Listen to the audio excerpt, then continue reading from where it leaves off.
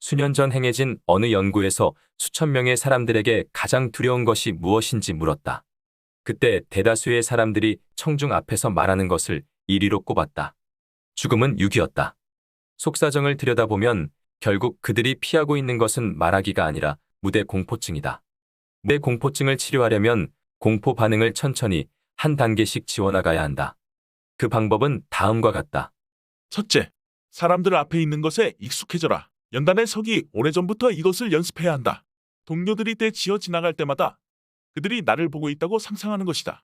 그리고는 걸음을 멈추고 미소를 짓는다. 용기가 생긴다면 손을 흔들고 첫 연설을 한다. 안녕하세요. 정도가 좋겠다. 그들은 나를 별나지만 상냥한 사람이라고 생각할 것이다. 극장이나 교회나 볼링장에서 사람들이 주위에 모여 있을 때마다 이런 연습을 해야 한다. 그들이 나를 지켜보고 있다고 상상하라. 둘째, 매일 저녁 식사 때 연설을 하라. 저녁을 먹으며 이야기를 나누기는 할 것이다. 이때 무슨 말이든 일어서서 하는 것이다. 경제든 정치든 식사 예절이든 귀갓길 교통 문제든 무슨 주제든 상관없다. 이것에 익숙해지고 나면 식구들에게 부탁하여 내가 말하는 동안 무례한 말을 하고 자기들끼리 다른 얘기를 하게 한다.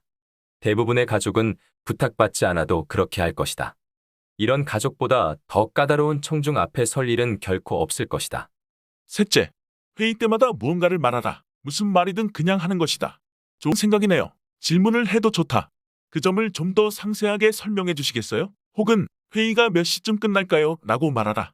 말하는 버릇을 들여야 한다. 넷째, 사람들 앞에서 말하고 있는 자신의 모습을 상상하라.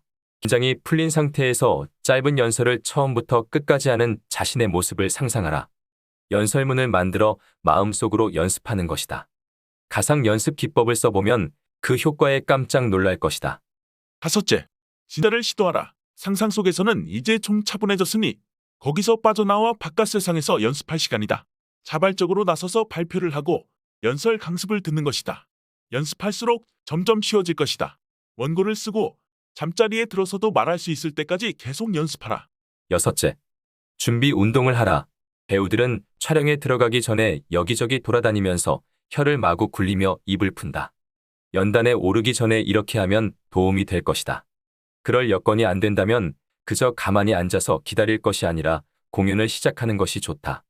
사람들이 당신을 보고 있다고 생각하고 고개를 끄덕이고 열성 어린 표정으로 좋은 지적하셨습니다와 같은 긍정적인 말을 하는 것이다. 일곱째, 연단으로 뛰어올라가지 말고 연설문을 읽지 마라. 청중들과 눈을 마주치면 천천히 걸어가야 한다. 기장 풀기 기술이 도움이 될 것이다. 연설문을 읽으려고 하지 마라. 너무 딱딱하게 들리고 말하고자 하는 요점을 제대로 전달하지 못할 수도 있다. 차라리 긴장해서 아무 생각도 안 나네요. 잠시만 기다려 주십시오. 라고 말하라. 그러면 청중은 당신이 농담하는 줄 알 것이다.